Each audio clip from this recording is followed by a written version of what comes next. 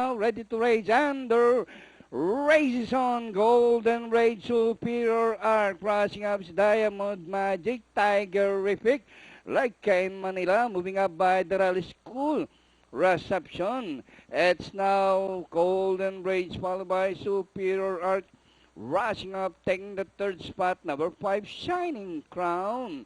It's Golden Rage followed by Superior Arc in second.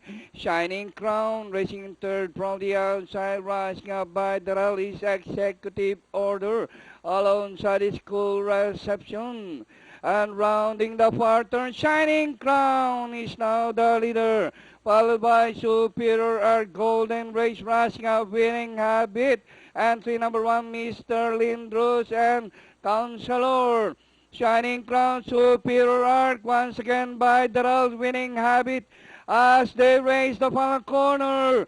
Superior Arc this time by a length and a half. Shining Crown from the outside, rising up, Counselor, Winning Habit in between runners, and Mr. Lindros. Superior Arc followed now by Winning Habit, Shining Crown, and nearing the finish line. Superior Arc, number 2, Winning Habit is on the outside, and finally, Superior Arc, Winning Habit, Shining Crown, Counselor, Mr. Lindros for your Pentapecta. 211.5, medyo napabukay yata yung 5 recommend.